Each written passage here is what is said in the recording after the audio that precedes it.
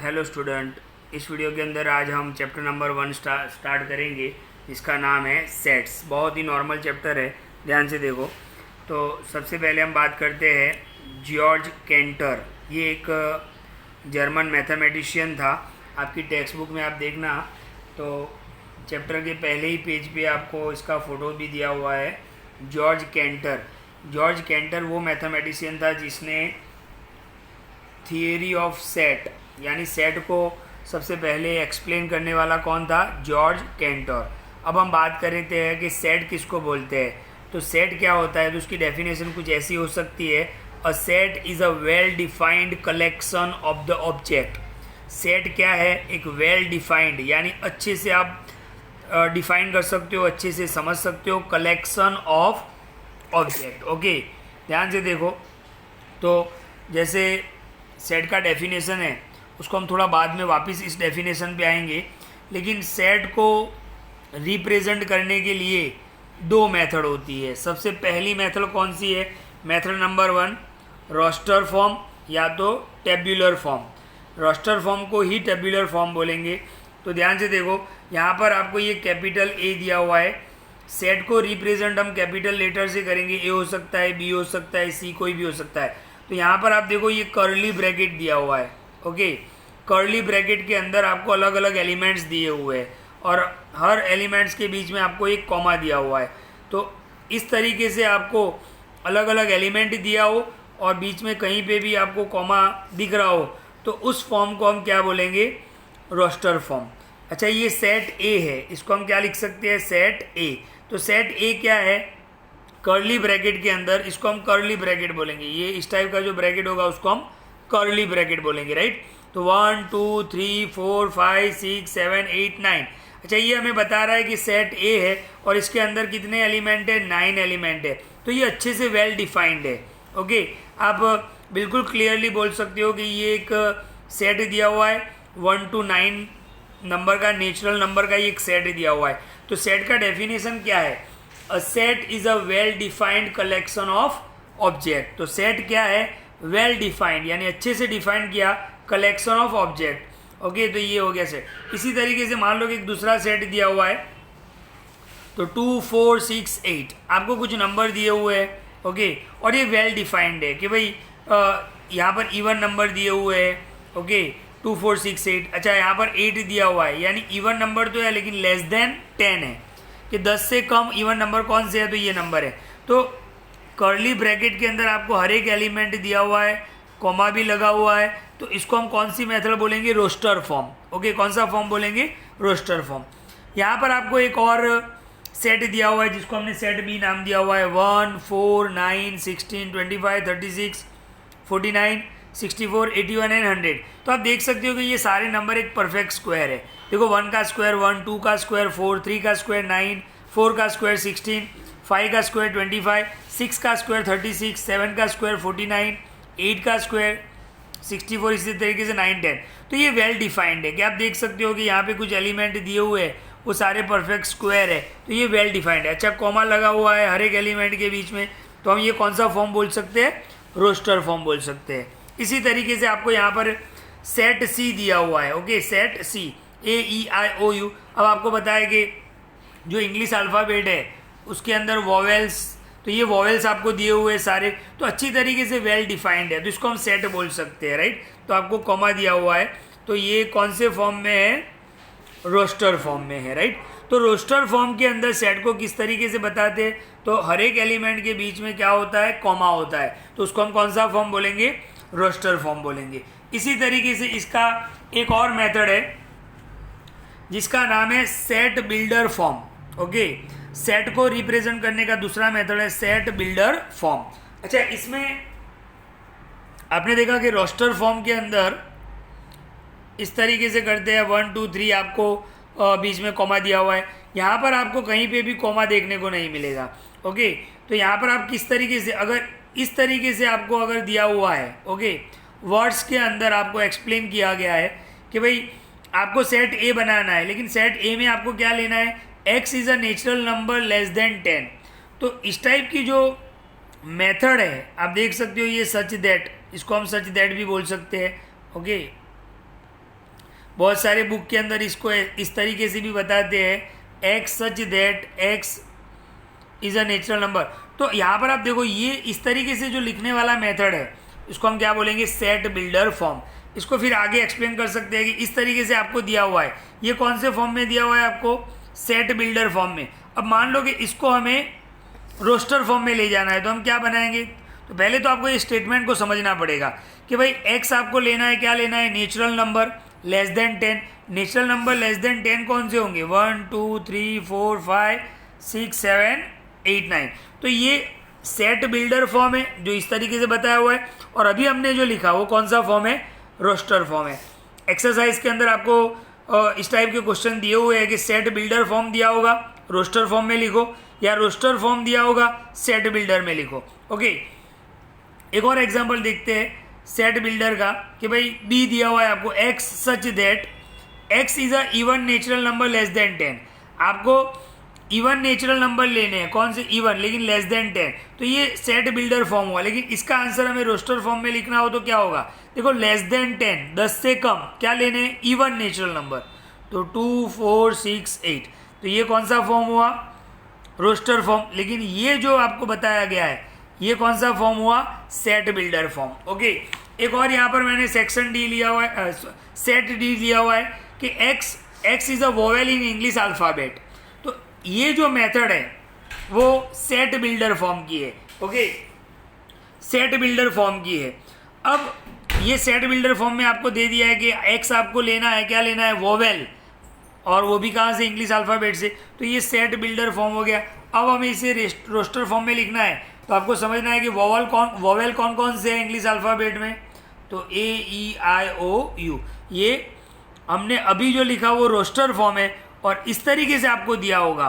Okay, words के अंदर जो समझाया होगा वो क्या होगा, सेट बिल्डर फॉर्म होगा, राइट। ओके, अब कुछ सिंबल और भी समझ लेते हैं। यहाँ पर ये आप देख सकते हो, ये एक सिंबल है, जैसे गुजराती में हम गुजराती में जिस तरीके से हम 9 करते हैं, ये एक सिंबल है।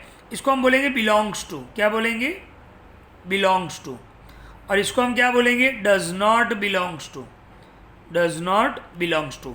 एक आपको मैं एग्जांपल दे के यहाँ पे समझा रहा हूँ, ध्यान से देखना।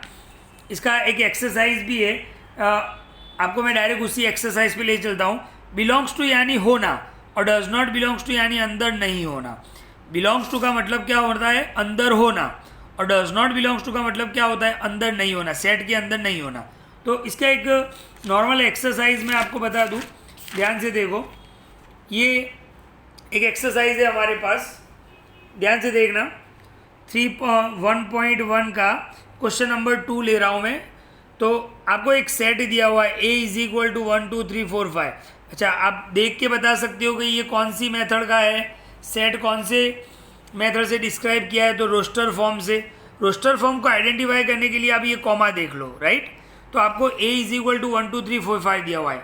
Insert the appropriate symbol belongs to and does not belongs to in the blank.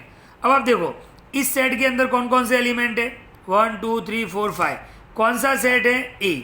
तो यहाँ पे हमें क्वेश्चन पूछा है कि 5 ए के अंदर है, तो हम देख सकते हैं कि 5 जो है वो सेट ए में है, तो हम क्या लिख सकते हैं, बिलोंग्स टू।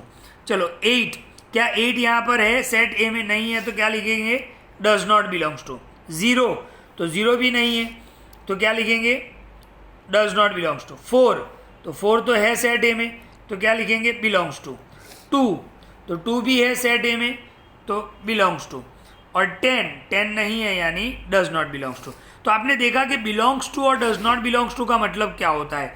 तो बिलोंग्स टू का मतलब होता है कि उस सेट के अंदर होना, और डज नॉट बिलोंग्स टू का मतलब क्या होगा, उस सेट के अंदर नहीं होना, राइट। तो ये एक सिंबल के ऊपर से मैंने आपको 1.1 का क्वेश्चन नंबर 2 बता दिया।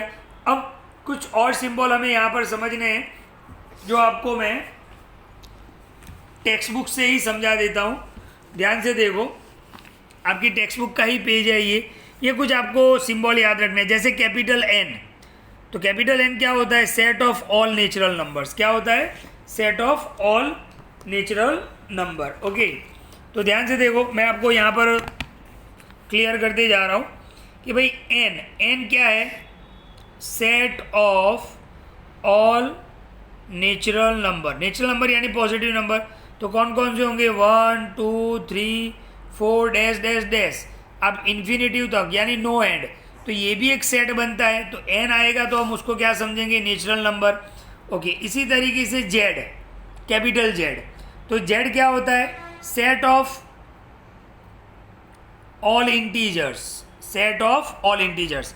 अच्छा, जेड में कौन कौन से नंबर आएंगे तो मैं आपको बता दूं, ध्यान से देखो, सारे नेगेटिव नंबर, ज़ीरो भी आएगा और पॉजिटिव भी आएगा, इस साइड इन्फिनेटिव तक यानी कोई एंड नहीं होगा, और इस साइड माइनस, यहाँ पर भी कोई एंड नहीं होगा।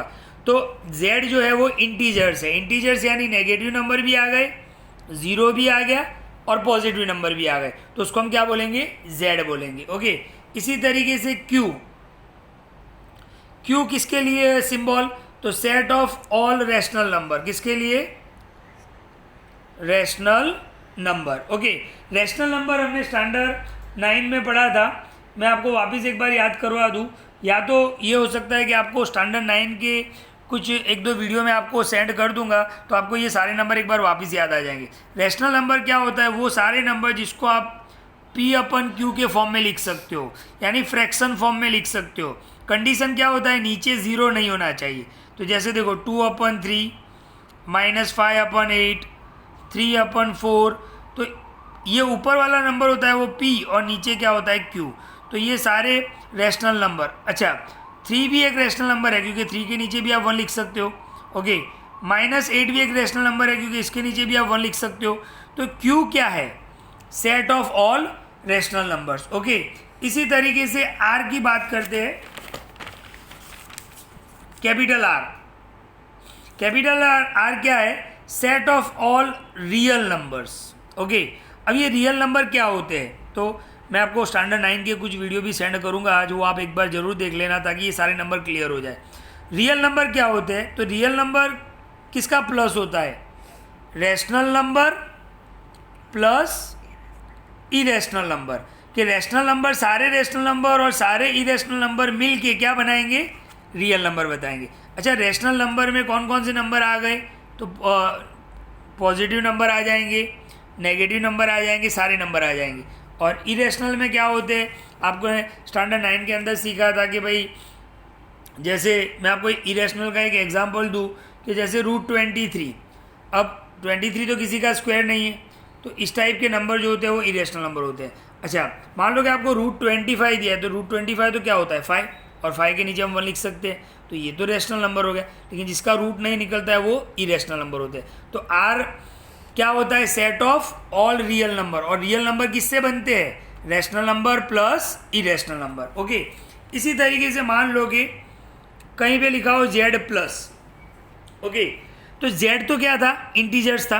अब इंटीजर्स में हमने क्या देखा कि भाई नेगेटिव नंबर भी आ रहे हैं, ज़ीरो भी आ रहा है, पॉजिटिव भी आ रहा है, पर यहाँ पे लिखा है Z+, तो Z+ का मतलब क्या होगा, the set of positive integer. तो आपको जब भी Z+ दिया हो तो आपको सिर्फ पॉजिटिव इंटीजर लेने हैं, राइट। वैसे Z में तो सारे नंबर आते हैं, ओके, नेगेटिव भी आते हैं, पॉजिटिव भी आते हैं, लेकिन Z+ लिखा हो तो सिर्फ पॉजिटिव इंटीजर। इसी तरीके से आपको लिखा हुआ है कि Q+, तो Q+ का मतलब Q किसके लिए, रैशनल नंबर के लिए। तो रैशनल नंबर में सिर्फ कौन से नंबर लेने हैं आपको, पॉजिटिव। तो यहाँ पर हम लिख सकते हैं कि set of positive rational number. Okay, तो ये सारे सिंबल आपको समझने। एक और सिंबल है R+। R+ का मतलब क्या होगा, R किसके लिए, रियल नंबर के लिए, तो प्लस यानी पॉजिटिव, तो पॉजिटिव रियल नंबर। ओके, तो ये कुछ सिंबल आपको समझने हैं। ओके, तो ध्यान से देखो इस वीडियो को, इसके अंदर मैंने आपको इंट्रोडक्शन एक्सप्लेन किया गया है, फिर हम नेक्स्ट वीडियो के अंदर एक्सरसाइज स्टार्ट करेंगे। ओके, लेकिन वीडियो को आप ध्यान से देख लो, और एक दो वीडियो आपको मैं स्टैंडर्ड 9 के भी सेंड कर रहा हूँ ताकि आपको ये सब कुछ अच्छे से समझ में आए। वो सिर्फ आपको देख लेना है, वो नोटबुक में नहीं लिखना है। Okay, thank you.